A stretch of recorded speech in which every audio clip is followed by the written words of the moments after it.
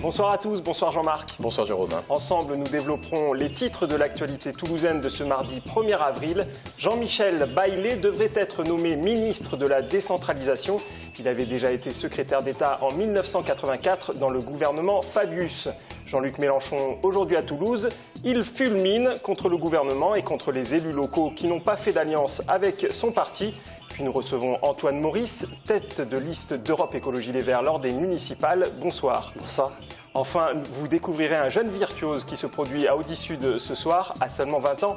Edgar Moreau est déjà un grand du violoncelle. Jean-Michel Baillet devrait, selon nos sources et selon les Échos, être nommé ministre de la décentralisation, Jean-Marc. Et oui, Jean-Michel Baillet, autodidacte, patron de presse, La Dépêche du Midi, groupe indépendant du Sud-Ouest, président du Tarn-et-Garonne, grand patron du PRG.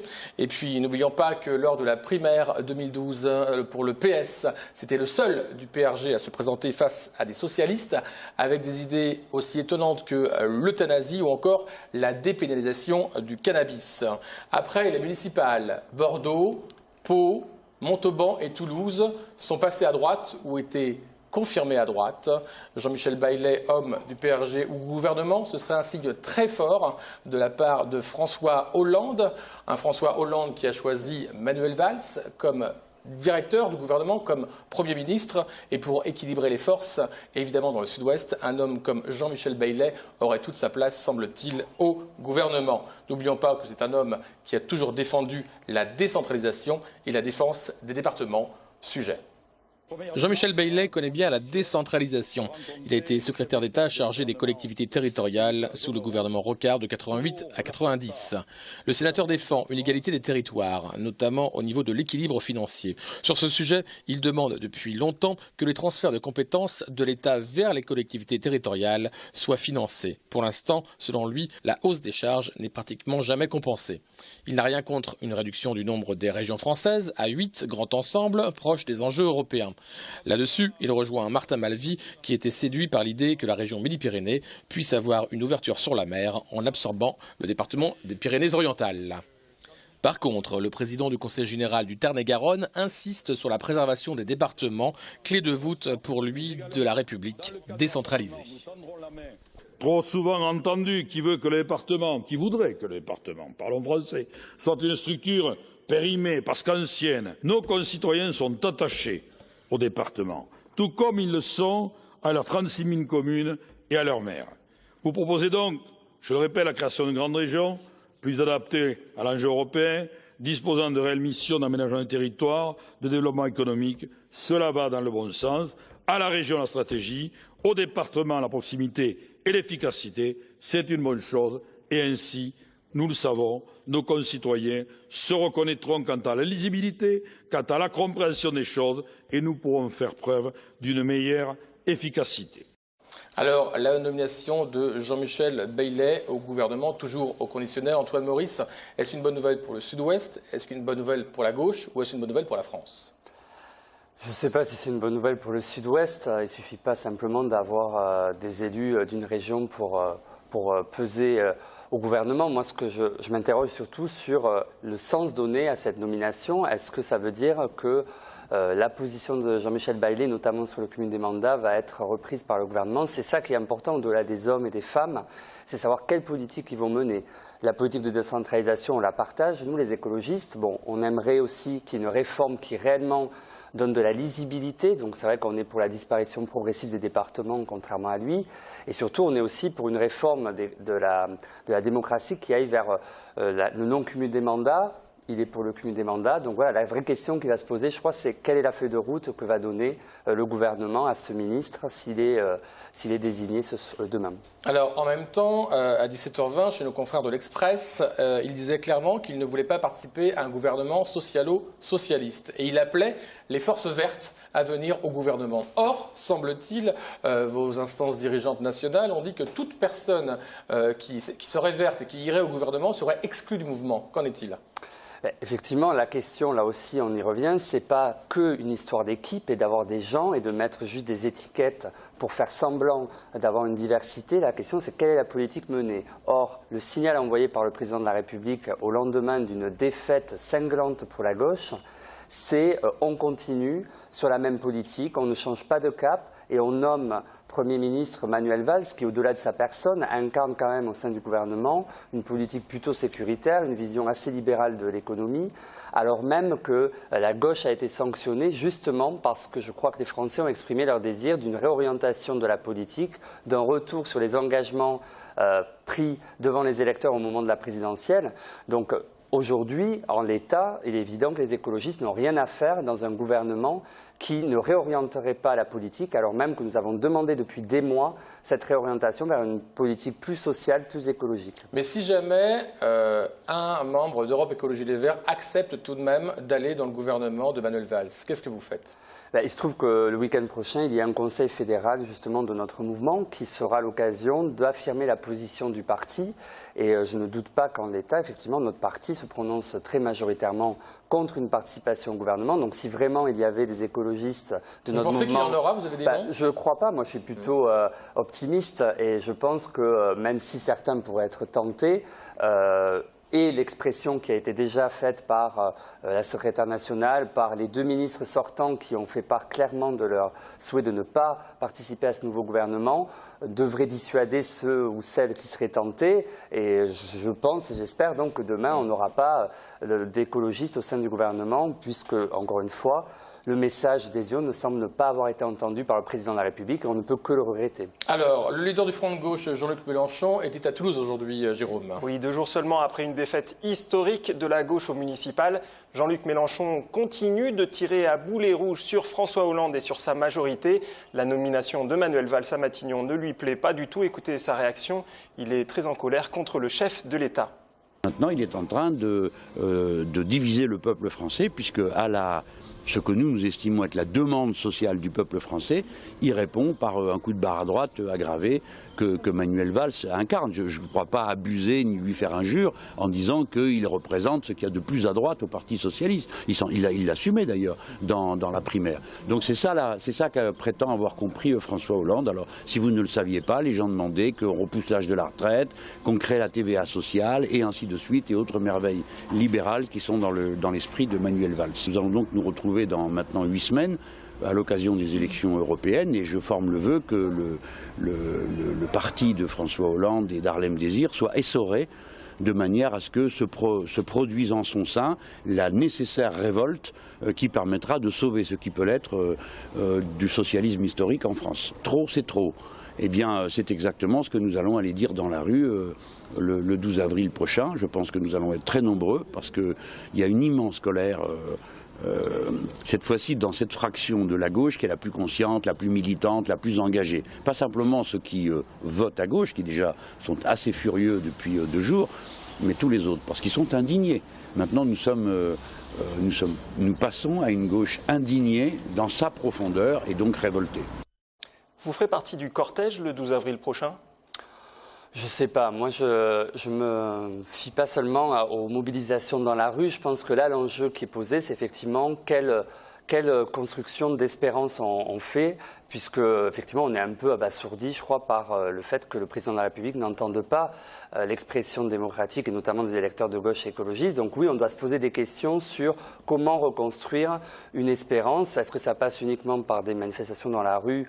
Je ne sais pas, on va sans doute étudier cette question-là, y compris le Conseil fédéral se prononcera.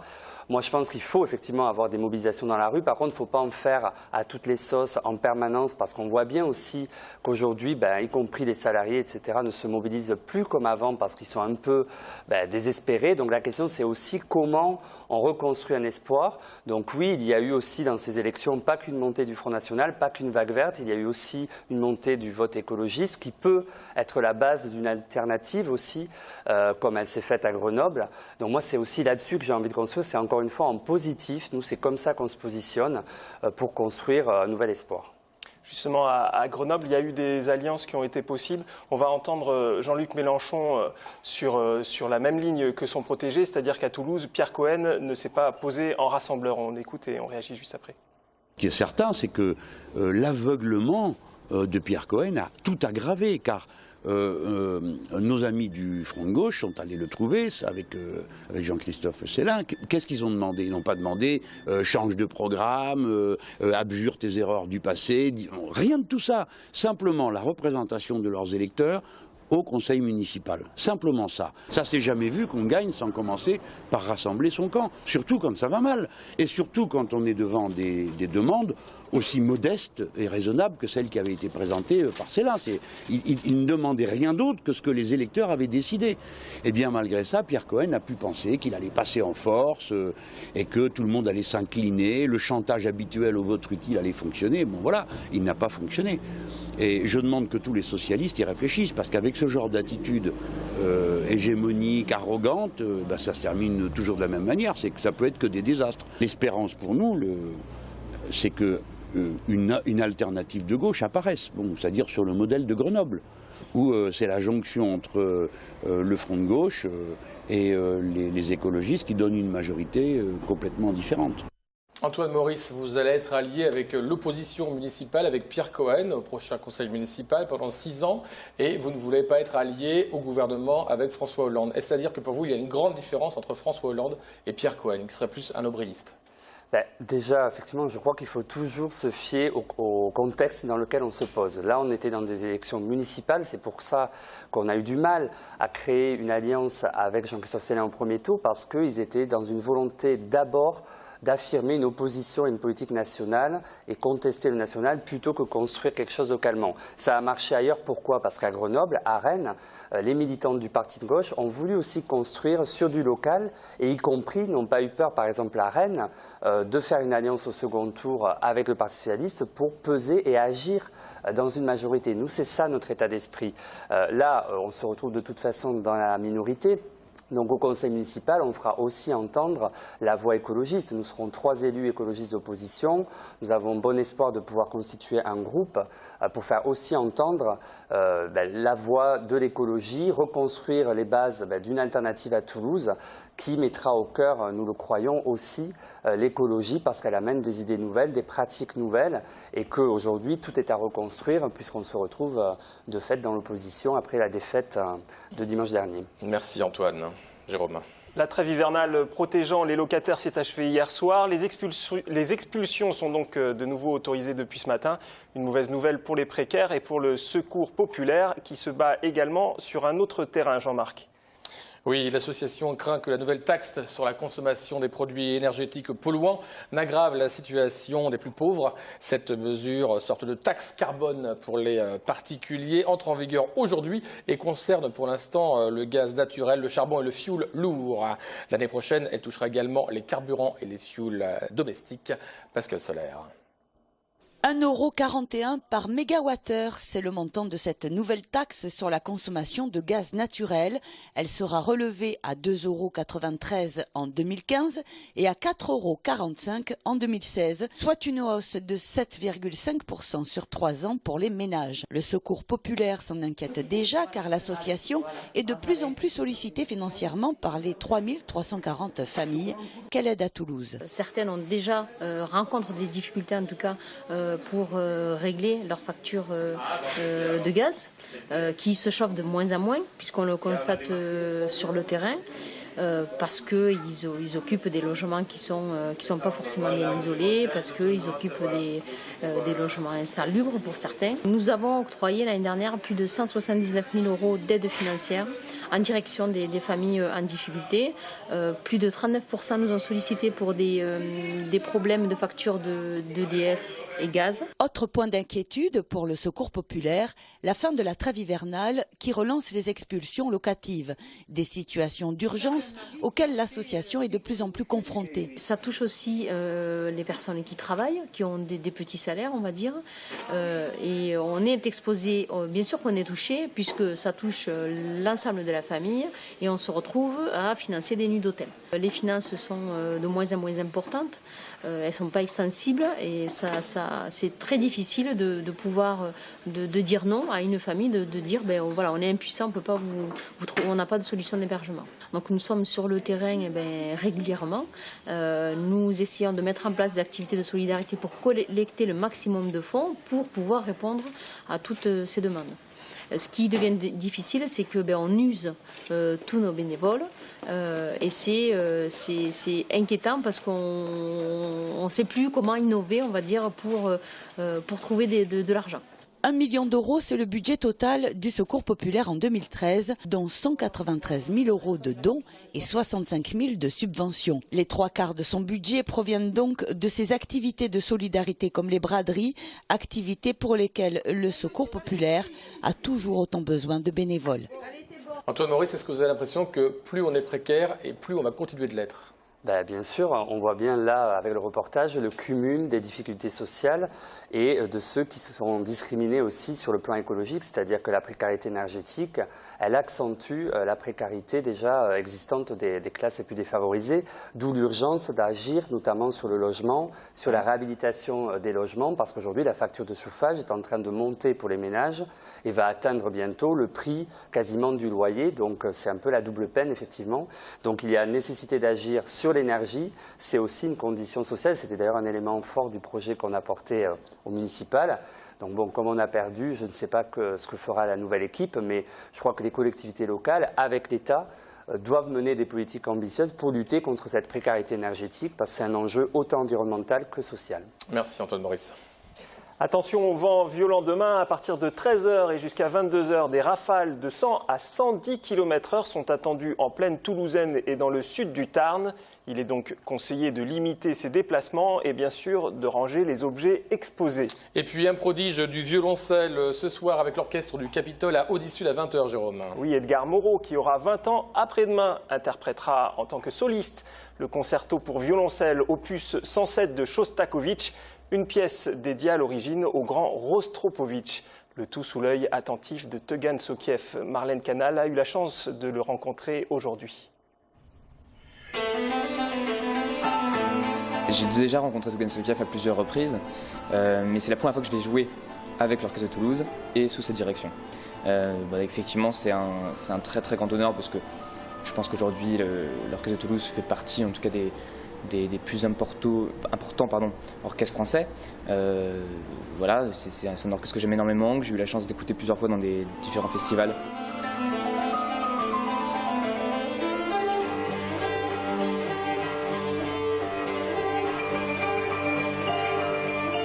C'est un concerto qui a été créé par Rostropovitch, effectivement, comme beaucoup de concertos de cette époque. On doit, nous, violoncellistes, une grande partie du répertoire à Miroslav Rostropovitch, qui a fait beaucoup de commandes. Vous avez des choses un peu mélancoliques, presque ironiques à certains moments, violents, rêveurs. Il y a vraiment plein de contrastes. Donc voilà, ça représente bien la musique russe de cette époque-là. Et voilà, et donc c'est vrai que c'est un concerto qui est devenu emblématique dans le répertoire du violoncelle, qui est beaucoup joué aujourd'hui, qui est beaucoup écouté, qui est beaucoup apprécié. Moi c'est vrai que j'ai commencé le violoncelle très jeune, à 4 ans. Depuis toujours, c'est un peu mon rêve de faire des concerts, de vivre de ma passion, donc aujourd'hui je suis très heureux. Voilà, mais c'est un métier qui demande effectivement beaucoup de rigueur, beaucoup de concentration, qui est très fatigant, parce qu'il y a beaucoup de voyages, il y a beaucoup de choses, des interviews, de la promo. Je suis effectivement en ce moment aussi en train de sortir mon premier disque, donc il y a beaucoup de choses à faire, effectivement de promotion, des choses comme ça. Et puis voilà, mêler ça avec sa vie personnelle, parce que c'est quand même aussi important. Hein. Enfin, un métier qui est de la musique, donc il faut être épanoui, parce que sinon c'est un peu dommage. Donc voilà, mais c'est passionnant et j'ai la chance justement très jeune de pouvoir m'habituer à gérer une vie professionnelle très intense et en même temps rester moi. Je suis jeune, je vais avoir 20 ans, donc j'ai pas envie de faire le type de 50 ans, quoi.